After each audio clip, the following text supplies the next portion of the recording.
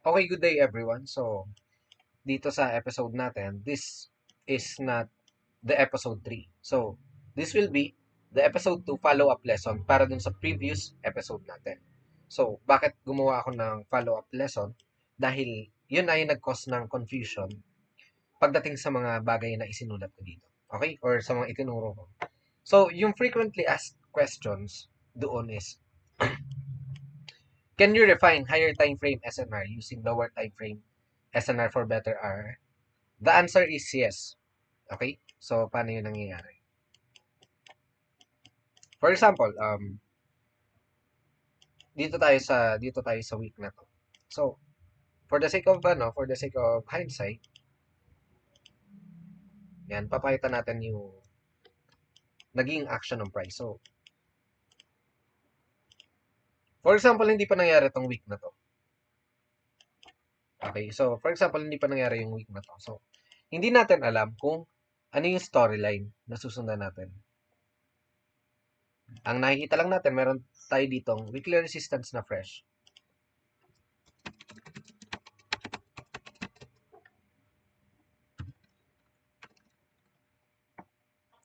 And meron tayo dito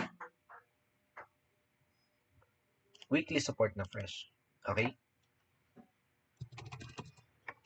Ngayon, 'di ba sabi ko, storyline, ulitin ko na naman siya. Storyline is the movement of price or the movement of one time frames candle from one SNR going to the opposite SNR. So if the price taps the support, then it's probably going to the next resistance. So yun yung logic. Kung nauna yung resistance, papunta siya sa support.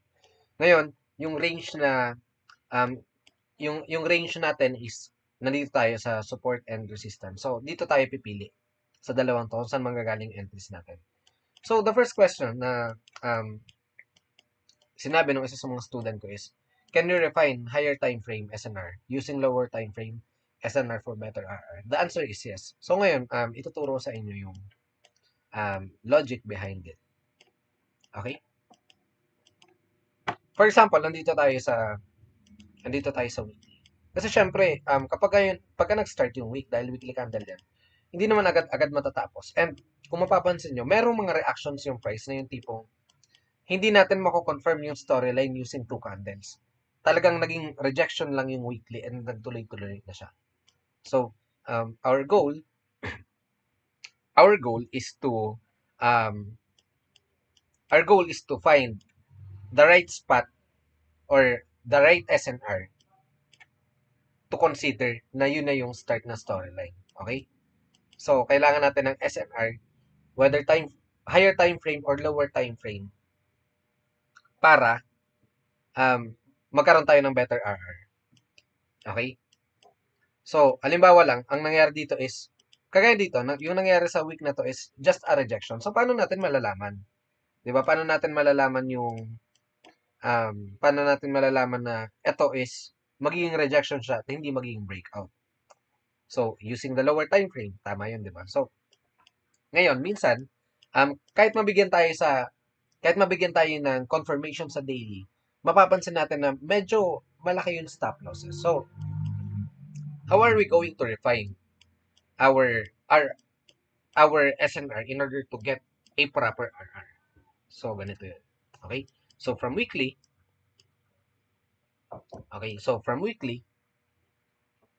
um, you have to go to daily and look for another SNR. So, ito yung binabanggit ko sa inyo nung nakaraang episode na multi-time frame. Ang ibig sabihin ng multi-time frame is nagkataon na yung weekly time frame is naka-align sa lower time frame SNR. Okay? And it is also fresh. So, lalagyan natin siya daily. Masyado malaki yun. Lalagyan natin siya ng daily. Okay. Ngayon, dahil nasa daily tayo, yung refinement ba kailangan sakto lang siya sa line and para matawag mo na yun yung pinaka-refine na method? The answer is um, not quite. So, ganito. ganito yung sagot or ganito siya nangyayari. Ang pagre-refine ng support, okay, or ang pagre-refine ng support or resistance is hindi lang siya naka-base dun sa pupunta sa lower time frame tapos titingnan mo kung merong naka-align na fresh SNR. So, minsan yung price is um, nagte-trade din siya lower kasi hindi naman natin alam exactly saan siya magre-reverse. Okay? So, sa lower time frame, minsan sa baba nito, sa baba ng support, sa baba ng support, may makikita tayo ng mga daily resistance. Ito daily support. And ito daily support ulit. Daily support. And then, another daily support. So, sabihin natin na um, in terms of supply and demand, this is a base. Okay, so possible na dito mag-react yung price in terms of supply and demand. Okay, so this is rally-based rally. So, itong base na to is possible na yung mga support or resistance dito is siya yung pagmula ng movement ng price. Okay, so that's how you refine it into lower time frame. So, um, pwede nyong ibaba hanggang H4, makita nyo na meron kayong refinement. Like ito, makita natin na si weekly is also aligned with the H4. And then, itong daily na to is also aligned with the H4. And itong daily na to, hindi siya aligned sa H4 dahil hindi na siya flash. Pero, meron tayo dito nakikita na H4 support. Okay, H4 support. Ngayon, ang tanong, pwede pa ba natin ibaba? So, pwede. Hanggat may nakikita ka na refinement, and then nakita mo na pwede siyang gawing multi-time frame, pwede mo i-refine kagaya niya na it is exactly aligned dito sa H1 natin.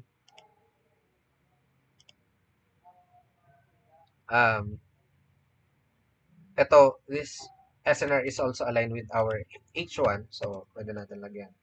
Aligned din siya sa H1. Ito, H4 natin is aligned din siya sa H1. So, we have multiple levels na kailangan natin mamarkahan talaga natin. Kung gusto natin makita na yung eksakto. Okay? Kung gusto natin ma-define or kung gusto natin malaman kung saan siya exact magre-react yung price. So, kailangan natin yan markahan. Ito, ginagamit din natin to para makita natin kung ano ba ang time frame dapat natin tingnan kapag naghahanap tayo ng storyline. So, if we're going to apply our rule, yan. So, kung i-apply natin yung rule natin na yung tipong, halimbawa, ikaw magte-trade ka ng, kung i-apply natin yung rule na sa paghahanap ng storyline, kailangan magkaroon tayo ng time frames rejection, okay, time frames rejection, and then a lower time frame breakout. So, dito mo din siya i-apply. So, ngayon, if you are trading into this area, so nakita mo siya na daily and H1, di ba? So, tingnan muna natin kung meron tayong mga questions na masasagot dito. Okay. Ngayon, alam na natin na pwede nating i-refine yung entries natin sa pinakamababang time frame hanggang sa kaya natin. Okay, pinakamababang time frame na kaya natin, pwede natin gawin yon. Punta tayo ng 15 minutes and titingnan natin if mai-align pa natin. So, for the sake of hindsight, titingnan natin na, oops, align pala siya. Okay, align siya dito. M5, M15, sorry, M15 to. And alam ko, align din siya with H1. So, align din siya with 5 minutes. So, lalagyan din natin ng 5 minutes.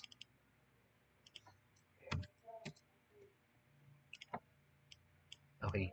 So, proceed tayo sa next question na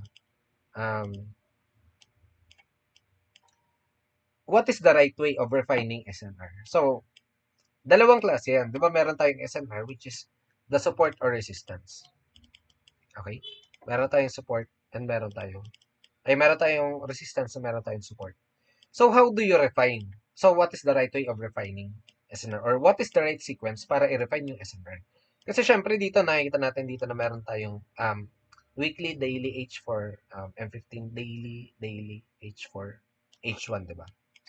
So, pwedeng yung iba sa inyo, nagkakaroon ng idea kung paano ginagawa. So, ganito yon guys.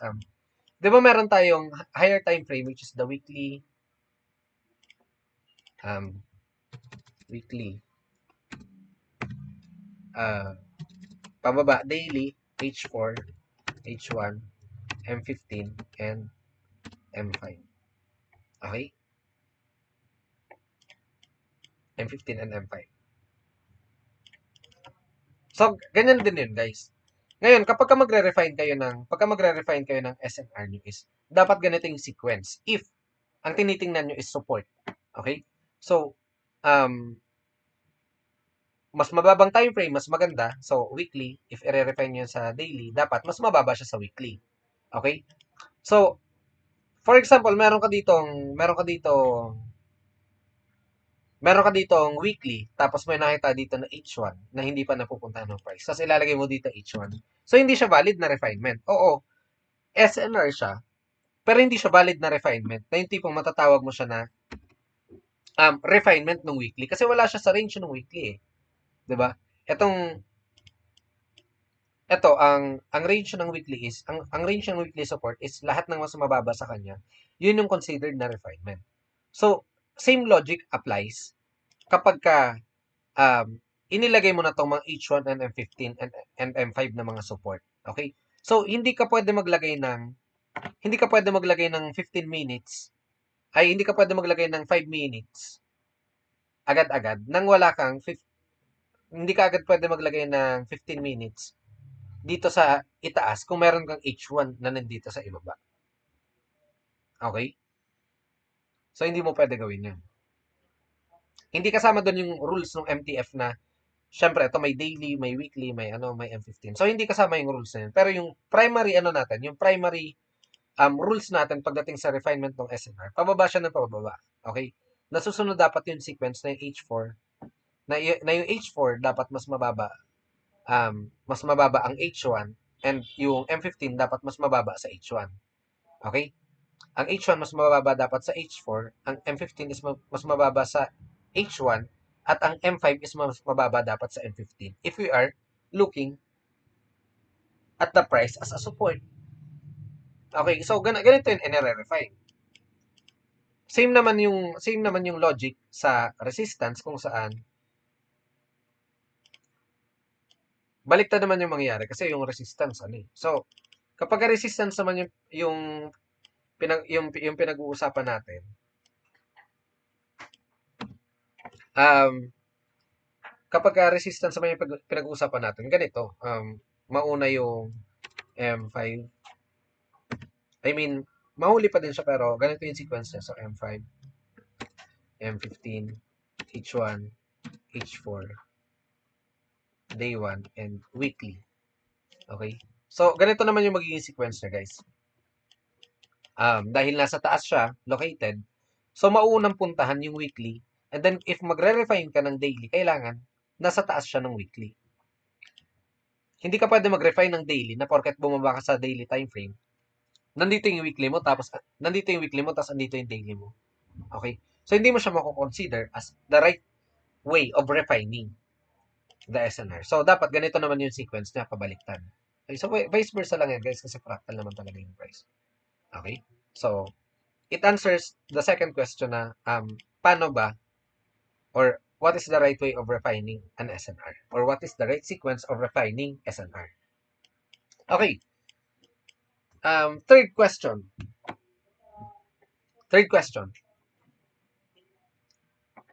Um, can a storyline begin in lower time frame?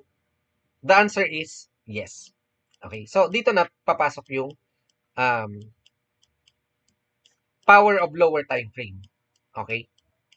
Dito na papasok yung power of lower time frame. So, as you can see, nakita nyo guys, na um, inire-refine ko yung SNR para makakuha tayo ng better RR. So, that's it, di ba? Ngayon, um, the third question is, can a storyline begin in lower time frame? So, yung magiging, yung magiging approach dyan is, you are trading the weekly bias. So, yung range na gusto mong i-trade is from weekly going to weekly. But the question is, pwede mo bang simulan yung storyline ng weekly using smaller time frame? The answer is yes. Okay? So, one of these SNR could be respected and pwede silang mag-start ng storyline ng weekly. Okay? So, kahit ito ay lower time frame or mas mababang time frame, itong mga to, guys, na nandito sa, like, ito daily, H4, H1.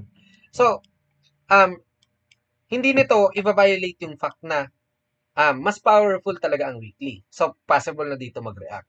Okay? Ang gusto lang natin,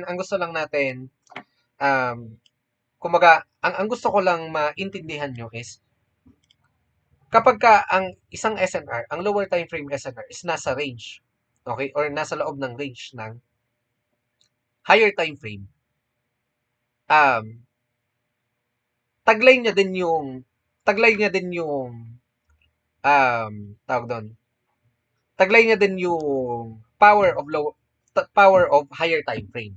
Okay, so ito, once na dito mag-react yung price, dahil nandito siya sa weekly range, taglay niya din yung strength. Okay, so kahit may makita ka dito na daily, 'di ba, andito na tayo sa H4, mas mababa na. Kahit may makita ka dito na daily time frame, you have to remember na andito ka sa discounted range or nandito ka sa range ng weekly. Okay, nasa weekly support ka. And itong lower time frame mo is just a refinement. Okay, so kung dito man mag-react yung price, so, hindi mo kailangang alalahanin na merong mas mataas na klase ng SNR kesa dito sa refinement mo. Okay? Kasi yung final mo, yung naging basis ng entry mo is a refinement of weekly. So, kahit makakuha ka ng storyline sa 1 minute time frame, hindi ibig sabihin na 1 minute storyline lang din yung magiging, or 1 minute SNR range lang din yung magiging limit mo. You have to remember na yung 1 minute time frame, 1 minute time frame storyline mo is supported by the weekly SNR. Okay, so ganun ka kukuha ng bias. Okay, so ngayon, for example, tingnan natin to. Yung magiging reaction ng price prior to okay, for the sake of hindsight, hindi na babaguhin. So,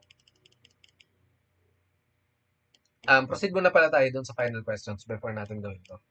Ngayon, what are the rules that you need to follow? Okay?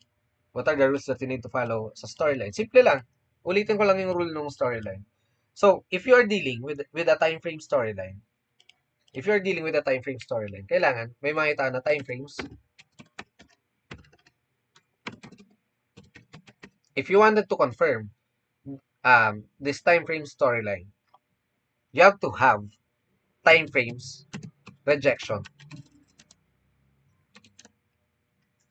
to the zone.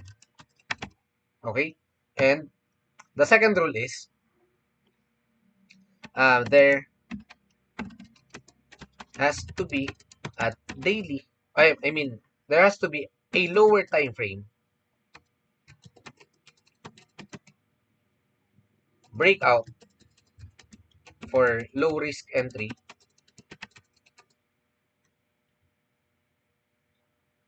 or lower time frame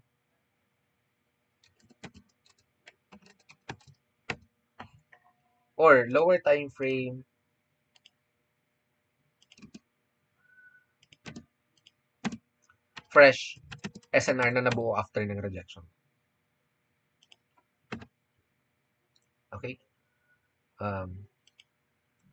First rule and the second rule. Okay?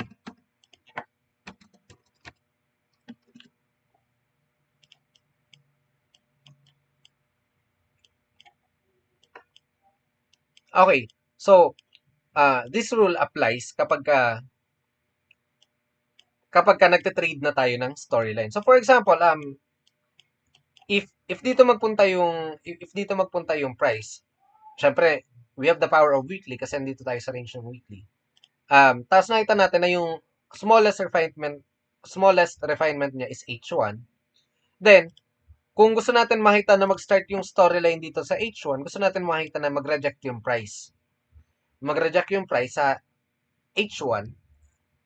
And then, sa M15, magkaroon tayo ng M15 breakout or M15 fresh SNR. Okay, so yun yung gusto natin makita. Okay, so ngayon, i-play natin yung replay button. Titingnan natin kung saan pupunta yung price. Okay? So, ngayon, yung lowest refinement na meron tayo dito is 5 minutes. Okay? So, if we wanted to see the storyline to start in 5 minutes, kailangan ma-confirm natin na meron siyang time frame sa rejection to the zone and there has to be a lower time frame breakout. Okay? And doon na tayo mag-base sa bias natin na nasan ba siyang part? Weekly. Okay? So, ang storyline natin is going from weekly to weekly. Okay? So, doon nyo na makikita kung paano nakakakuha ng higher time frame RR using higher time frame SNR and refining it into smaller time frame SNR. Okay, so titingnan natin dahil yung smallest time frame natin is 5 minutes. We're also going lower into 5 minutes. So, tingnan natin yung okay. Nakita natin na yung price is nag-reject dito sa 5 minutes.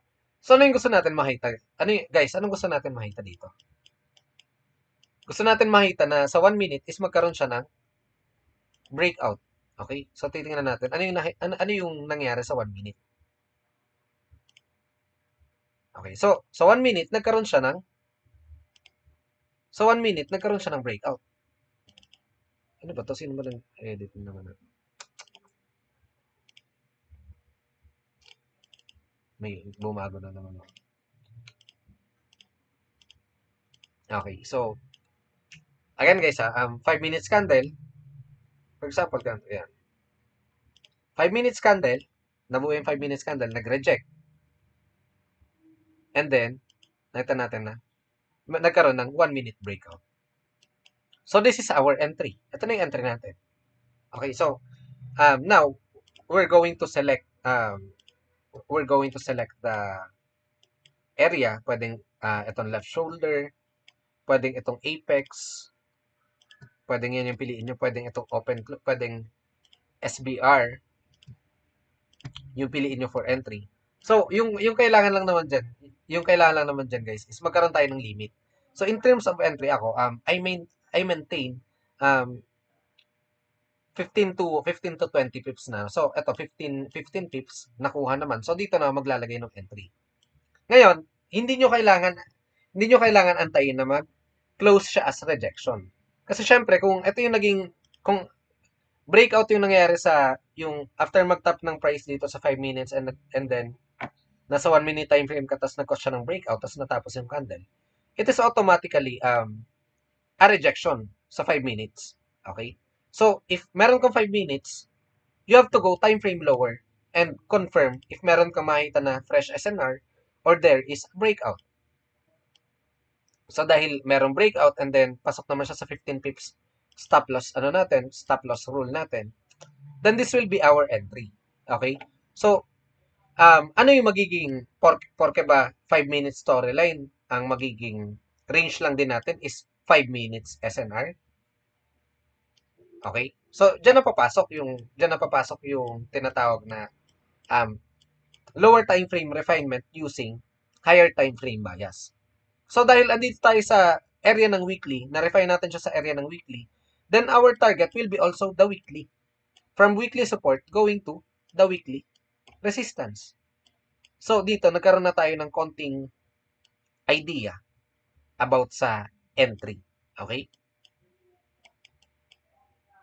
So, titingnan natin kung ano yung nakuha natin na RR. Okay? Or ano yung makukuha natin na risk to reward ratio dito. Okay? So, makakuha tayo ng 1:38. So, last time, pinakita ko sa inyo na kapag hindi kayo nag-refine, maganda na makakuha kayo ng 1:2. Okay? Or 1:3. Wala din naman masama doon. Pero, what if I told you na pwede mong i-refine into something like this, yung entry mo, from 1:2 going to 1:38. So if you are risking 1% of your capital for your trade and 1% capital per trade and then nakuha mo tong move na to ng price. Kita mo? Lumipad agad. Nakuha mo yung move ng price from this area going to the target. So, kung nag-risk ka ng 1% sa capital mo, automatically nakakuha ka agad na 38%. So, titingnan natin if matatake profit siya. Okay. So,